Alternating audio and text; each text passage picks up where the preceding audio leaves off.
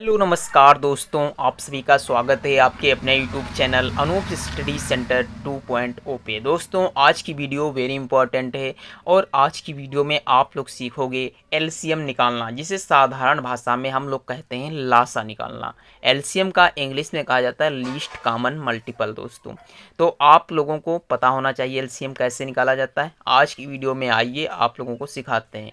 और एलसीएम सीखना उतना ही ज़रूरी है जितना लाइफ में जीवन जीने के लिए आपको पानी की ज़रूरत है। दोस्तों तो चलिए आज का टाइम ना बर्बाद करते हुए सवाल की ओर चलते हैं। दोस्तों जैसे कि मेरा पहला सवाल है 15, 25, 20 का एलसीएम निकालो। तो बहुत ही हिंट तरीके से समझाऊंगा दोस्तों, आप लोग सुनिए और पेन कॉपी भी निकालिएगा। दोस्तों साथ में समझिएगा कैसे निकाला जाता है एलसीएम।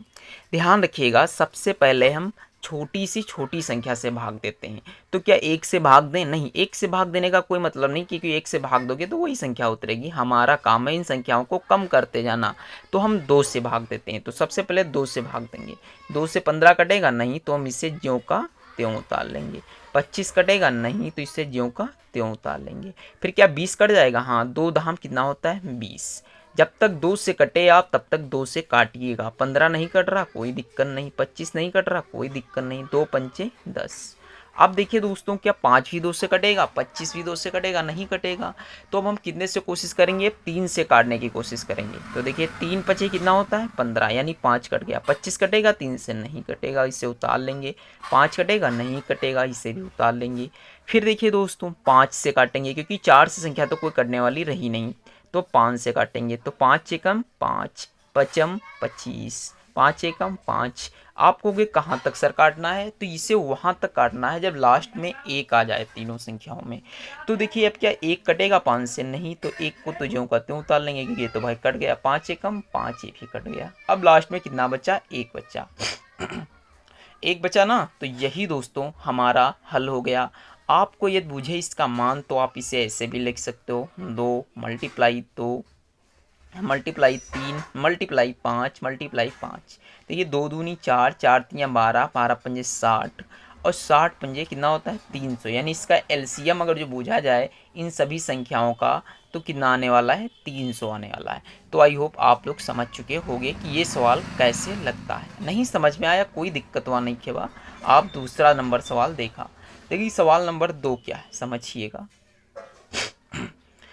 सवाल नंबर 2 है 30, 45, 60। इसको मुझको एलसीएम ज्ञात करना है। तो देखिए एलसीएम कैसे ज्ञात किया जाता है, मैंने आपको पहले भी सिखाया कि एलसीएम कैसे ज्ञात किया जाता है, इसका भी सीखिएगा।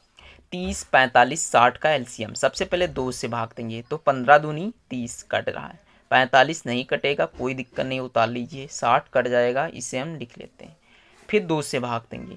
15 कटेगा? नहीं कटेगा। 45 नहीं कटेगा, 30 कट जाएगा। 15 दूनी 30।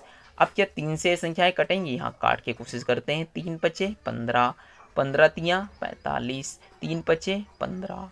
अब क्या ये 5 से कटेगा? नहीं, अभी 3 से एक संख्या और कट जाएगी। तो 5 एकम 5, 3 पचे 15 और 5 को ज्यों का त्यों उतार लेते हैं। अब डायरेक्ट 5 से आप काट दीजिए, सभी संख्याएं एक बार कट गई हैं। दोस्तों इतना आई होप आप लोगों को समझ में आ गया होगा। सरल लगा सवाल। अब इससे भी ऐसे ही लिख लीजिएगा, 2 मल्टीप्लाई 2 मल्टीप्लाई 3 मल्टीप्लाई 3 मल्टीप्लाई 5। 2 दूनी 4, 4 तियाँ 12, 12 तियाँ 36 और 36 पंजे कितना होता है? 5 के 30, 5 तियाँ 15, 3 18, 180। तो दोस्तों इन सभी संख्याओं का यदि एलसीएम पूछा जाए तो 180 होगा। ये सभी संख्याएं 180 को भाग करेंगी और कोई भी संख्या 180 से भाग नहीं देगी। दोस्तों ये पॉइंट लग गया, इसके लिए फिर से लिख ले रहे हैं, 180 होगा। तो दोस्तों आई होप आप लोगों को ये भी सवाल समझ में आ गया होगा। अब हम चलते हैं नेक्स्ट क्वेश्चन पे।